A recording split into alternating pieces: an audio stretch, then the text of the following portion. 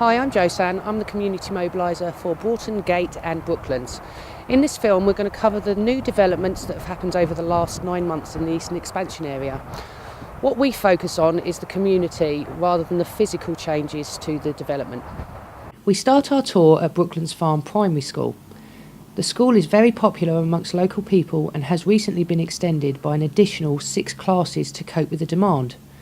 The school provides a home to a number of community groups, including Me Time, who meet there every Friday.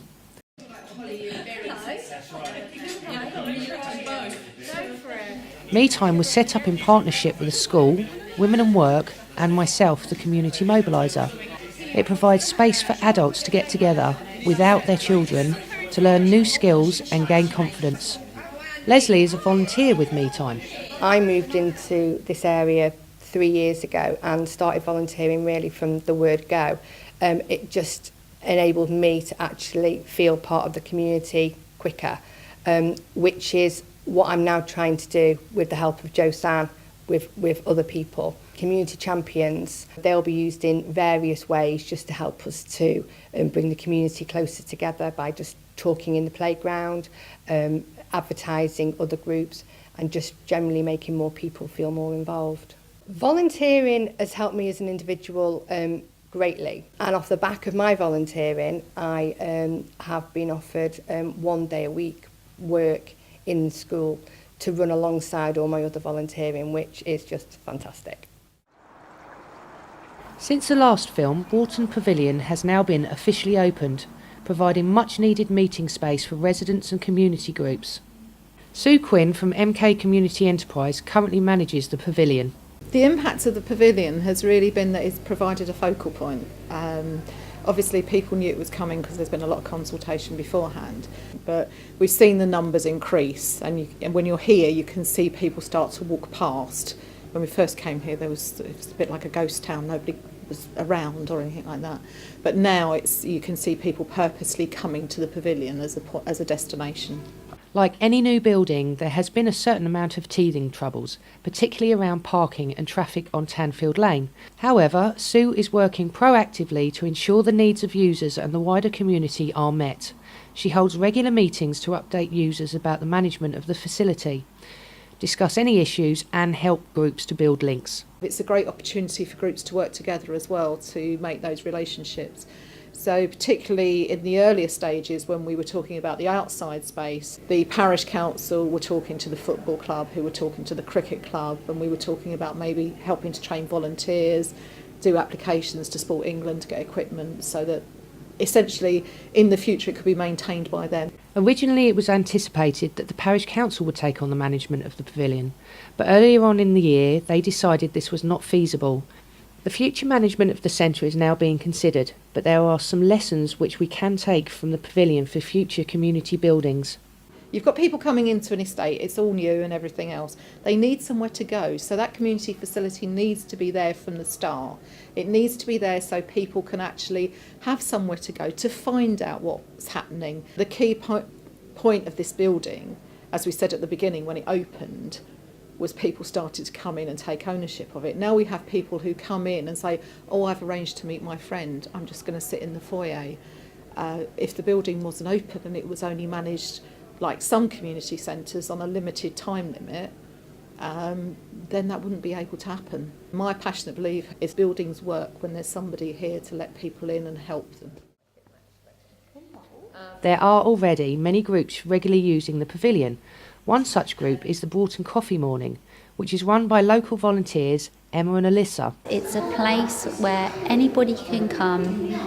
If they're at home at a loose end, they can come here, they can meet other people, and because they're coming here and they are meeting other people, it's building relationships, it's building friendships. It's also a place where we can find out what is going on in the community. The group was recently awarded a microgrant from the New Communities Fund, which has supported them to buy new play equipment for the children. Thinking ahead for the future, our plans are additionally maybe some training for myself.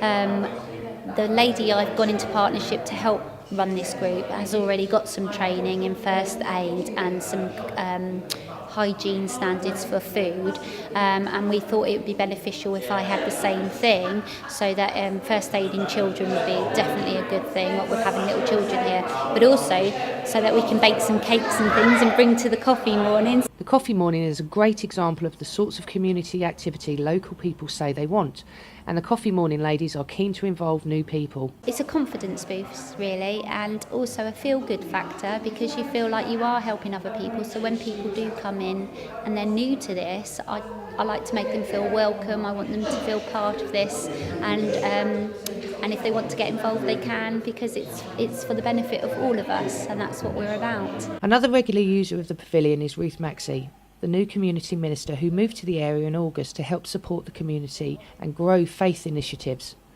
Ruth and I are now working together to involve local people and support them to start up their own activities. I've only been here 6 weeks, maybe at work 6 weeks, 7 weeks, but Josan and I sort of went, ooh, let's get going on some things. So we've been working on doing 2 half days of activities during half term, a little, just a little beginning in a way of a partnership. And the idea wasn't just to do some activities, that's easy enough. It was about involving local parents and local residents in the community and helping enable them to offer activities. The other things that we've been beginning to mull over and work on, we're looking into a community newsletter. It's actually been quite hard work to find out what is happening and where it is.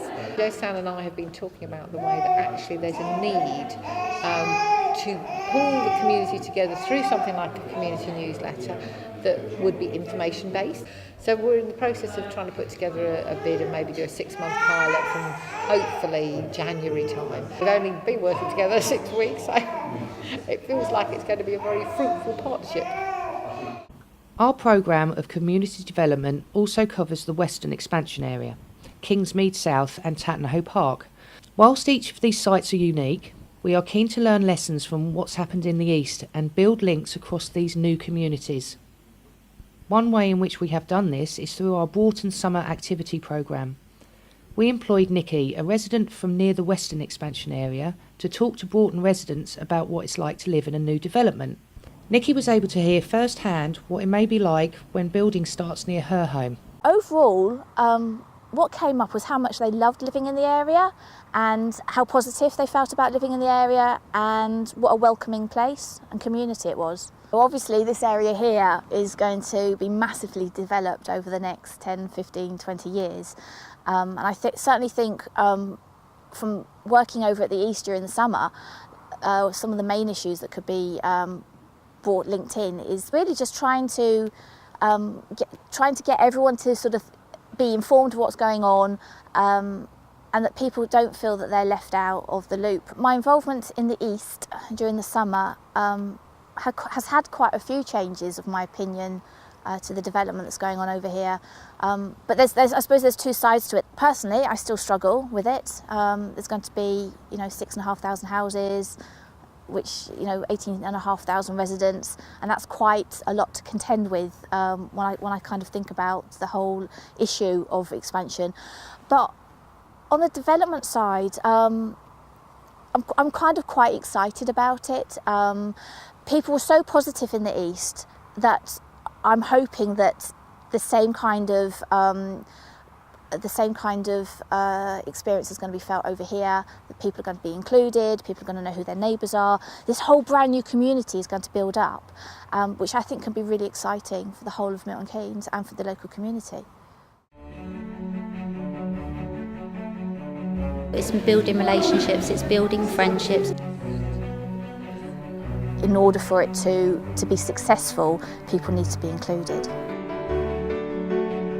You need to have that community facility, you need to have somewhere for people to go, because otherwise they just end up behind their doors, and then you've got to get them out from behind their doors. If they want to get involved they can, because it's for the benefit of all of us, and that's what we're about. Here there is the potential to create something quite new and exciting and inclusive that will be a sense of community for a modern generation.